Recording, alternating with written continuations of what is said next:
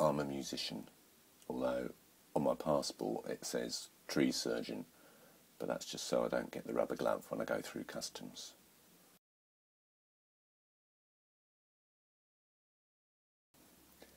Remember, the audience is always wrong and stupid. They think that you know the words and chords to any song that pops into their idiotic heads. Now, I have the utmost respect for my audience, so I don't want to disappoint them. I play the song that was next in the set list anyway, but before I do, I approach the mic and I say, "Thank you very much. For my next number, I'd like to do Eric Clapton's famous tune, Mustang Sally." You know, I was once approached mid-micturation in the gentlemen's urinals, and a man said to me, "You want to give it a bit more Gary Moore on the guitar there, son?" Of course, in that position, I wholeheartedly agreed with him. Then I went back out on stage and I played 20 minutes of experimental dub jazz. It was supposed to be an hour set, but for some reason the pub had to close early that night. I have fresh oxygen pumped in here every day. Yeah, it's cheaper than you'd expect.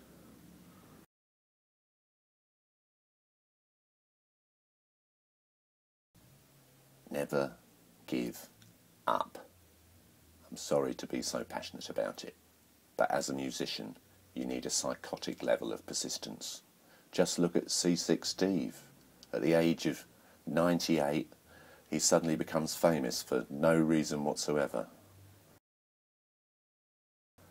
In fact, he kidnapped Harvey Goldsmith and held him prisoner in a basement for a fortnight, bound and gagged, only permitted to drink his own urine, until he agreed to provide Steve with Rolling Stones support slots and whatever else he requested.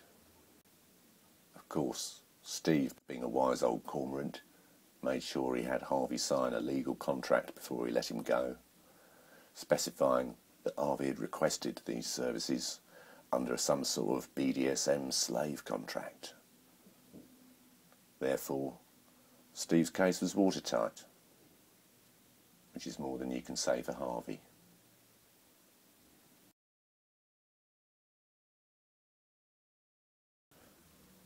For a versatile multi-instrumentalist and genre blender like Beck, it was unfortunate a couple of years ago when he was soldering together an old analogue synth that he accidentally paralysed both his hands, making him unable to play. Hence he was forced to release this album by dabbing his nose in ink and spotting the crotchets and quavers onto the paper. Now, I inquired via email about his next project, and he tells me that the album is going to be performed by him as a series of video charades to indicate the mood and tempo of the music, without using his hands.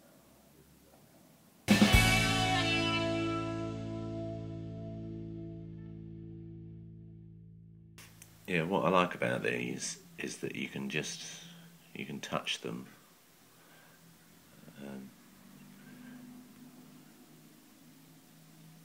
And just move them about and touch them. Oh, look, there's Brian Higgins of the Xenomania production team. You're good, aren't you, Brian? You're very good. You're very good indeed.